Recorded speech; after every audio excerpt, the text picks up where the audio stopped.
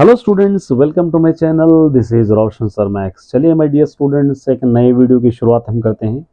जैसे आप सभी जानते हैं, एवरी संडे मैं एक आपके लिए मोटिवेशनल वीडियो अपलोड करता हूं और रिमेनिंग जो वर्किंग डेज होते हैं उसमें आपके लिए मैं वीडियोस अपलोड करता हूं। सबसे पहले आप सभी को मैं इंटीमेट करना चाहता हूं, इन्फॉर्मेशन देना चाहता हूं कि मेरे सभी स्टूडेंट्स के तेलुगु ऑलरेडी पूरे लेसन्स ऑलरेडी अपलोडेड है। सिर्फ 7th क्लास के तेलुगु न्यू सिलेबस है। 3 लेसन्स मैंने ऑलरेडी अपलोड कर दिया है, रिमेनिंग लेसन्स भी अपलोड करूंगा। 10th क्लास कंप्लीटली अपलोडेड है विद आंसर्स। मैथमेटिक्स भी completely each and chapter each question के साथ अपलोड है। 9th क्लास तकरीबन तेलुगु अपलोडेड है, कुछ मैथमेटिक्स के चैप्टर्स अपलोडेड है, रिमेनिंग करने की कोशिश करूंगा। 8th क्लास पूरी तेलुगु अपलोडेड है, कुछ मैथमेटिक्स चैप्टर्स अपलोडेड है। 6th 7th भी कंप्लीट अपलोडेड है। ये आप जाकर मेरे चैनल में प्लेलिस्ट में चेक करके वहां से आप अपने वीडियोस को निकाल सकते हो, वहां से वीडियो सर्च कर सकते हो और वहां से आपको जो टॉपिक चाहे वो टॉपिक चुनकर आप पढ़ सकते हो, अपने स्टडी कर सकते हो। देखिए, एवरीडे मैं एक वीडियो आपके लिए अपलोड करता हूँ। महज 18 to 20 मिनट्स 15 मिनट्स का मेरा वीडियो होता है।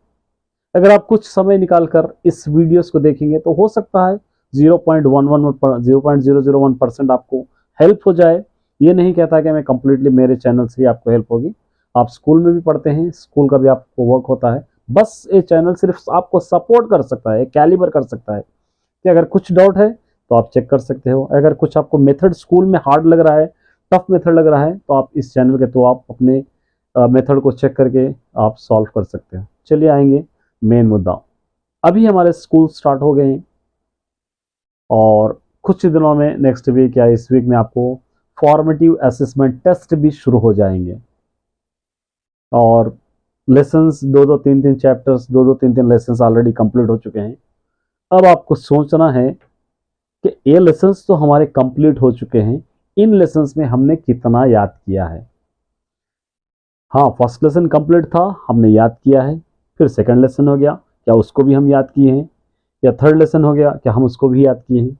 या पूरे लेसन्स के हमको आंसर्स याद करने हैं? ये बहुत बिगेस्ट क्वेश्चन है, क्योंकि आप लोग सोचते हैं हमारे पास बहुत टाइम है। बिल्कुल नहीं है। 7 मंथ चल रहा है, रह गए ईयर के, और 5 मंथ दिसंबर तक, और उधर 2 मंथ, और 7 मंथ आप टाइम ले सकते हो आपके बोर्ड एग्जाम्स के लिए। टाइम लिमिट्स है ज़्यादा आपके पास टाइम, बहुत 1 साल आपको लग रहा होगा और बहुत टाइम हमारे पास है इस तरह आपको लग रहा है। बिल्कुल आपके पास टाइम नहीं। 7 मंथ है, उसके अंदर भी first term second term holidays रहेंगे, फेस्टिवल्स के, संडेज, इस तरह बहुत सारे हॉलीडेज भी आपको आएंगे। उन हॉलीडेज में आप वेस्ट नहीं करके अगर बेनिफिट उठाते हैं तो आपके लिए बेहतर होगा। नहीं, उन हॉलीडेज में जिस तरह रेगुलर डेज में टाइम पास कर रहे हो, वहाँ पर भी अगर टाइम पास करेंगे तो आप खुद अपने आप को अंधेरे में धकेल रहे हो। तो मेरे स्टूडेंट्स, वक्त की नज़ाकत को समझते हुए, वक्त को सामने रख, टाइम पीरियड को सामने रखते हुए एक स्टडी प्लान बनाकर या एक ईयर प्लान बनाकर या सब्जेक्ट प्लान बनाकर अगर आप आगे बढ़ेंगे या आप अपने स्टडीज़ पे फोकस करेंगे तो धीरे धीरे एक स्टेप करते करते आप ऊंचाई तक पहुंच जाएंगे। अपने बोर्ड एग्जाम को आसान आप बनाएंगे। अब कभी हम 1 2 सीढ़ी कभी नहीं चढ़े, एक साथ 10 मंजिल की बिल्डिंग हम चढ़ रहे हैं तो हमारे लिए बहुत मुश्किल होगा। 1 मंजिल आसानी से चढ़ेंगे, 2 मंजिल आसानी से इस तरह चढ़ते जाएंगे तो थक जाएंगे हम। उसी तरह सिलेबस भी अगर आप पेंडिंग रखते हो या सिलेबस आप याद नहीं कर सकते हो, सिर्फ यही कर रहे हो, सिर्फ सुन रहे हो, नोट्स कंप्लीट कर रहे हो, रिटर्न वर्क कर रहे हो, लेकिन उनको टॉपिक्स ना उठा रहे हो, ना टॉपिक्स को याद करने की कोशिश कर रहे हो, ना ही उस लेसन को समझने की कोशिश कर रहे हो, तो ये बहुत बड़ा नुकसान आपके लिए होगा। जो भी लेसन है, main topics, main answers, important point आपको याद करना है, उसको एक अलग नोटबुक में लिखना ही है। आपको सिर्फ याद करके छोड़ देना नहीं है, एक अलग नोटबुक, अपनी एक सेल्फ नोट्स के वास्ते एक अलग नोटबुक आपको मेंटेन करना होगा, क्योंकि अब बर्डन आपका बढ़ता जाएगा। पहला एक लेसन हो गया। देखिए, आपको लग रहा होगा महज से 1 महीना 1.5 महीना हो गया अगर स्कूल खुल के, और 10 है, महज 1 महीना भी नहीं, 28-29 डेज में, 28-29 डेज में ही कितना सिलेबस आपका हो गया है। 3-3 4-4 लेसन हो गए, 2-2 लेसन हो गए हैं। तो उन 2 लेसन में आपने कितना याद किया है, एक बार अपने आप को क्वेश्चन कर लीजिए। आगे के लेसन्स के बारे में खुद ब खुद आपको आइडिया हो जाएगा।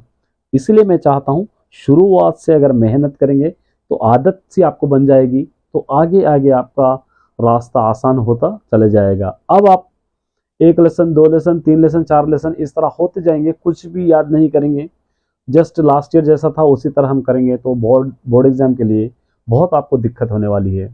क्योंकि आपके पास एक सब्जेक्ट तो नहीं है, पूरे 7 सब्जेक्ट है आपके पास, उर्दू, हिंदी या तेलुगु, तेलुगु सेकेंड लैंग्वेज या हिंदी सेकेंड लैंग्वेज, उसी English, math, physics, biology, social, 7 subject है। और 7 सब्जेक्ट को भी आपको बैलेंसिंग करते हुए चलना है। ऐसा नहीं है कि मुझे मैथमेटिक्स अच्छा लगता है, मैं सिर्फ मैथ्स पढ़ूंगा, दूसरे सब्जेक्ट को साइड में रखूंगा, या मुझे मैथ्स से डर लगता है, मैं मैथ्स प्रैक्टिस नहीं करूंगा, दूसरे सब्जेक्ट पढ़ूंगा। बिल्कुल नहीं करना है, क्योंकि आपको 10th क्लास पास होना है तो ऑल सब्जेक्ट आपको बराबर पढ़ना होगा। ये नहीं कह सकते एग्जाम में जाकर कि मुझे मैथ्स अच्छा लगता है, मैं एग्जाम नहीं लिखूंगा तो 10th पास हो जाऊंगा, फिजिक्स नहीं लिखूंगा तो 10th, बिल्कुल नहीं। अगर आप एक सब्जेक्ट में फेल भी हो तो 10th क्लास फेल है, ऑल सब्जेक्ट फेल भी है तो 10th क्लास फेल है। तो इसलिए मैं नहीं चाहता कि मेरे कोई स्टूडेंट्स, चाहे वो मेरा चैनल देखे या चाहे मेरा चैनल ना देखे, चाहे मेरा चैनल ना देखे, मैं चाहता हूं सभी स्टूडेंट्स एक फोकस रखकर, एक माइंड सेटअप बनाकर, एक एम, एक टारगेट रखकर हम पढ़ रहे हैं कि 2025 मार्च में हम अच्छे मार्क्स से पास होंगे, ये एम रखे हैं। तो उसके लिए मेहनत अभी से करना बहुत ज़रूरी है। देखिए, आप अपने स्कूल को तो गए हैं, कोई अपने स्कूल में 6 से पढ़ रहा है, कोई अपने स्कूल में 10th क्लास में ज्वाइन हुआ है, कोई अपने स्कूल में नर्सरी से पढ़ रहा है, मतलब जितने भी आप क्लासेस करेगा, नर्सरी से आप काउंट करेंगे तो 13 ईयर्स आपके स्कूल में आप स्पेंड किए हैं। तो एक ही मकसद लेके आप किए हैं कि मैं 10th तक मेरे स्कूल में पढ़कर 10th पास होकर मैं दूसरे कॉलेज में जाऊंगा। किसी से भी पूछिए, हर कोई यही कहेगा कि 10th तक है मेरा स्कूल, मैं 10th पढ़ के कॉलेज में जाऊंगा। लेकिन ये नहीं सोचते कि मैं 10th पढ़ने के लिए मुझे किन चीज़ों की ज़रूरत है, कितनी मेहनत की ज़रूरत है, कितना आवर्स में मुझको पढ़ना है, मैं क्या टॉपिक्स पढूं, मेरी टेक्निक क्या होना चाहिए, कितना टाइम मुझको पढ़ना चाहिए, कौन से नोट्स मुझको पढ़ना चाहिए। ये सारी चीज़ें अगर आप एक बार सोच लोगे, ये इन सारे चीज़ों का एक बार सोल्यूशन आप निकाल लोगे तो खुद ब खुद आपका रास्ता आसान हो जाएगा, खुद ब खुद आप आगे बढ़ते जाएंगे। इसीलिए मैं कहता हूं कि वो बुक या गाइड से आप 3-4 आंसर, हर लेसन के 3-3, 4-4 आंसर्स याद कर लेके कॉन्फिडेंस में हो जाते हैं कि हमने बहुत याद कर लिया है। आपको पता चल जाएगा S7 एग्जाम्स में ही आपने कितना पढ़ा है। S7 के क्वेश्चन पेपर आप जब देखने लगोगे, टॉपिक्स नहीं समझेंगे, लेसन्स नहीं समझेंगे, तो आपको वहीं पर समझ में आ जाएगा कि हमने कितना पढ़ा है, हमने को और कितने पढ़ने की ज़रूरत है, ज़्यादा दूर नहीं है। मैं नहीं चाहता कि S7 भी आपके ख़राब जाए, मैं सिर्फ आपको आगाह कर रहा हूँ, आपको सिर्फ मैं जता रहा हूँ कि S7 में पानी का पानी, दूध का दूध हो जाएगा। इसलिए माय डियर स्टूडेंट्स, थोड़ा सा मेहनत कीजिए, कोशिश कीजिए, अभी से शुरू कर दीजिए पढ़ना, एक टाइम टेबल बनाइए। मैं जानता हूँ आपके स्कूल में स्पेशल क्लासेस होंगे, मैं जानता हूँ आप कहीं पर ट्यूशन को भी जा रहे होंगे। देखिए, ये सभी चीज़ें, स्कूल को जाना, ट्यूशन को जाना या स्पेशल क्लास का, एक डिपेंडेंट क्लासेस है, मैंने टीचर पर डिपेंड हो आप। आपको सेल्फ डिपेंड होना चाहिए, सेल्फ कॉन्फिडेंस होना चाहिए, तभी जाकर आप अपने एग्जाम्स को आसानी से क्रैक करो। देखिए, टीचर अपना वर्क कर रहे हैं, ट्यूशन में जा रहे हैं, ट्यूशन टीचर भी पढ़ा रहे हैं, स्पेशल क्लास जा रहे हैं, स्पेशल क्लास में भी पढ़ा रहे हैं। फिर आप कब पढ़ोगे? आपका सेल्फ कॉन्फिडेंस कब बढ़ेगा? सेल्फ कॉन्फिडेंस अगर आपको बढ़ना है तो आपको खुद ही से पढ़ना पड़ेगा। मैं कुएं में जाकर, कुआं बहुत गहरा है, अगर किसी से कहूँगा तो लोग देख कर कहेंगे अरे नहीं, क्योंकि जो अंदर गहराई में जाता है उसी को पता चलेगा कि कुआं कितना गहरा है। तो मैं भी यही चाहता हूँ आप सभी से कि गहराई को जानना है तो मेहनत तो आपको करना पड़ेगा, थोड़ी तो मेहनत आपको करना पड़ेगा, और उसके लिए एक स्ट्रैटेजी आपको बनाना पड़ेगा, तभी जाकर अपने एग्जाम्स को क्रैक अप कर पाएंगे। उम्मीद करता हूँ कि इस वीडियो में बहुत सारे जज्बाती होकर बातें मैं कहा हूँ। अगर कुछ गलत कहा हूँ तो क्षमा कर देना, और कमेंट करना कुछ अगर डाउट आप पूछना चाहते हैं। उम्मीद करता हूँ कि इस